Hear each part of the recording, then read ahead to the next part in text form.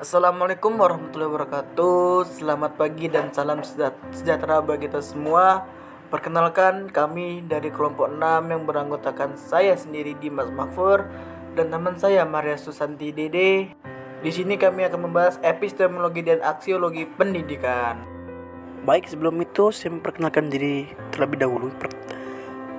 Di kelompok 6 ini beranggotakan dua orang. Yang pertama itu saya sendiri, itu Dimas Makfur Mauludoningrum, dan juga teman saya Maria Susanti Dede.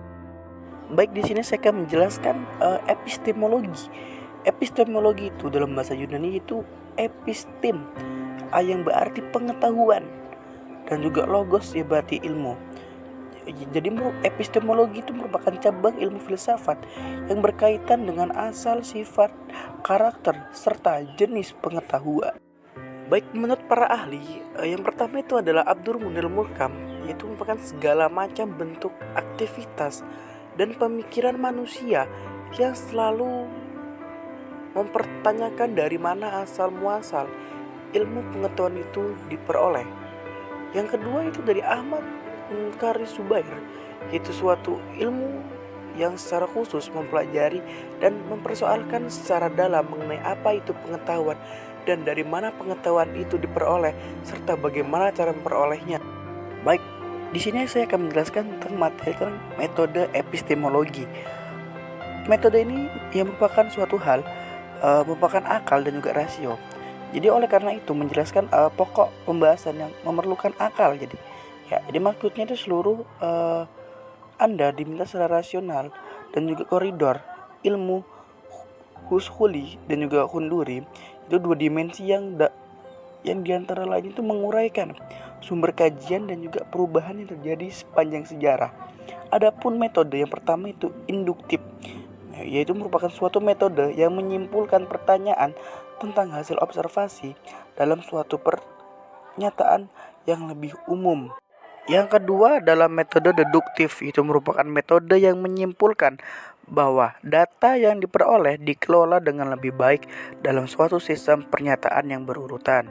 Yang ketiga adalah metode positivisme, yaitu merupakan metode yang dipelopori oleh Auguste Comte yang berpangkal dari apa yang diketahui faktual dan juga positif. Ia mengesampingkan segala uraian dan persoalan dari luar dari fakta.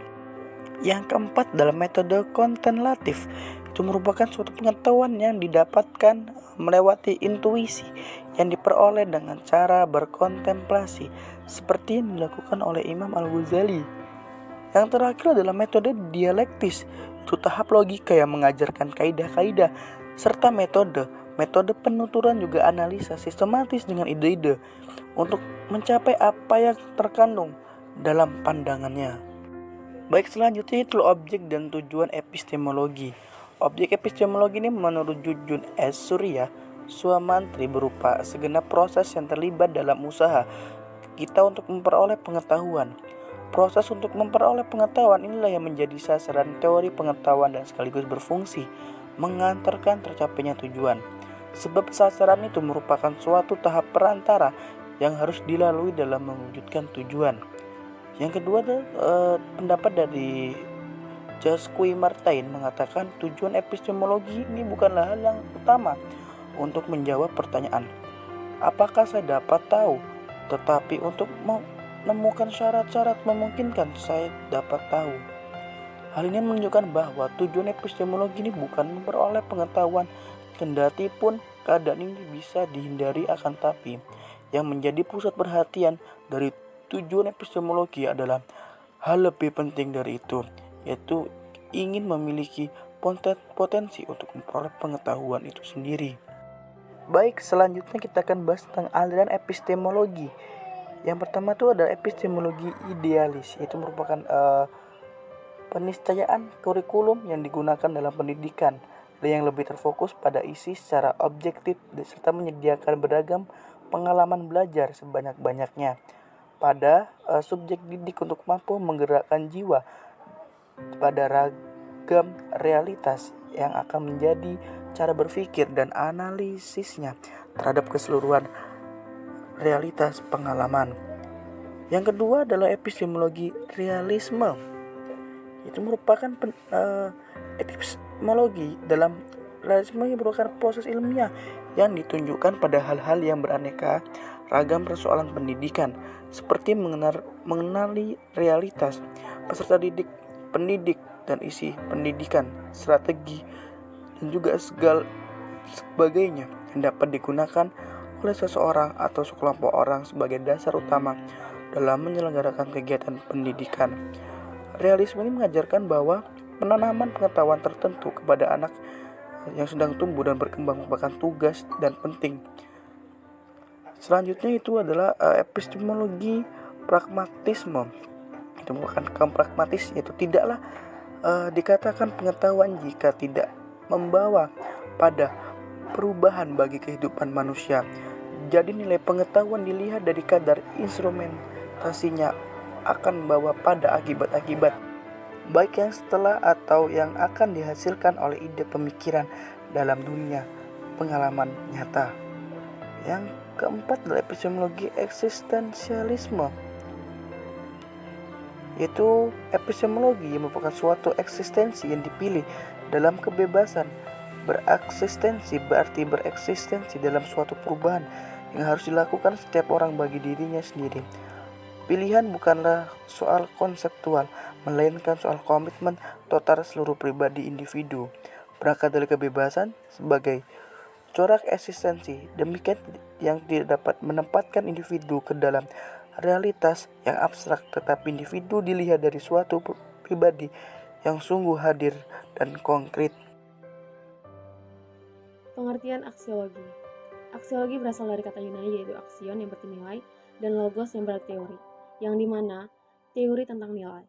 Menurut Sumantri, menyatakan aksiologi adalah teori nilai yang berkaitan dengan kegunaan dan pengetahuan yang diperoleh.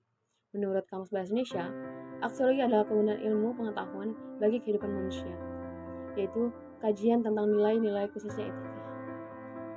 Aksiologi merupakan cabang filsafat ilmu yang membicarakan tentang tujuan ilmu pengetahuan itu sendiri dan bagaimana manusia menggunakan ilmu tersebut. Jadi hakikat yang ingin dicapai aksiologi adalah hakikat manfaat yang terdapat dalam suatu pengetahuan.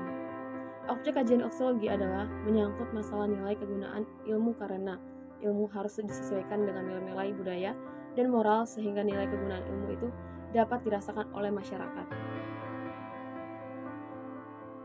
Dalam aksiologi terdapat dua komponen mendasar, yakni yang pertama ada etika.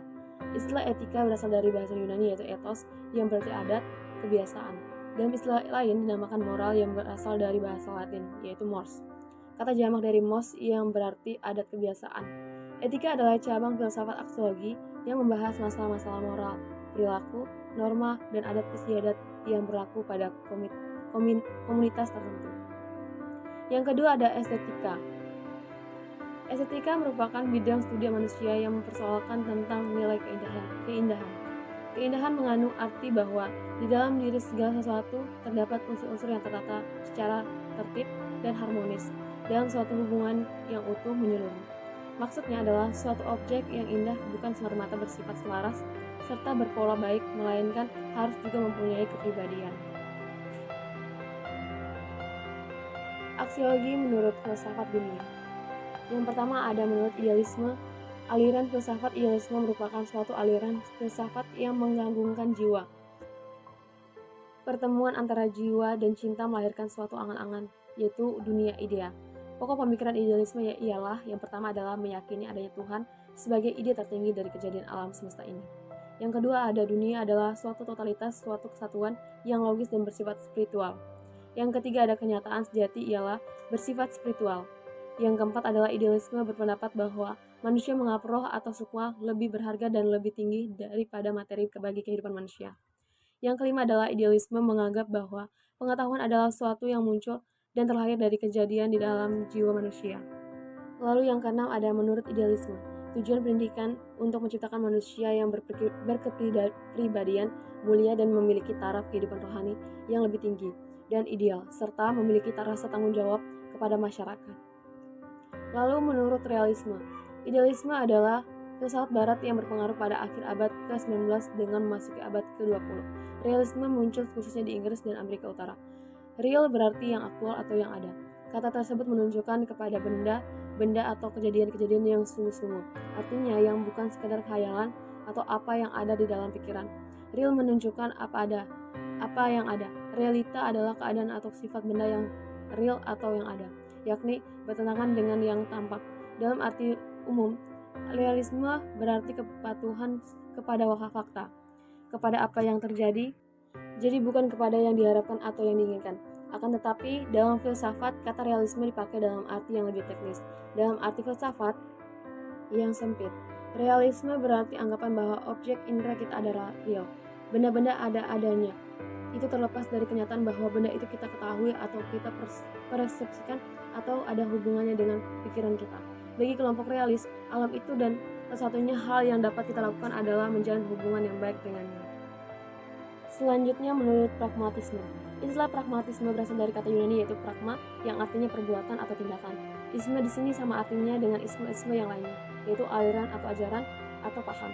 Dengan demikian, pragmatisme berarti ajaran yang menekankan bahwa pemikiran itu menuruti tindakan. Kriteria kebenaran adalah kaidah atau manfaat.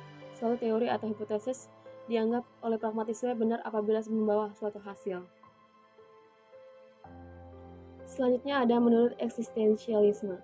Eksistensialisme berasal dari kata eksistensi, dari kata dasar eksis. Kata eksis itu sendiri berasal dari bahasa eks, keluar, dan sister, berdiri. Jadi eksistensi berdiri dengan keluar dari diri sendiri. Filsafat eksistensi tidak sama persis dengan filsafat eksistensialisme.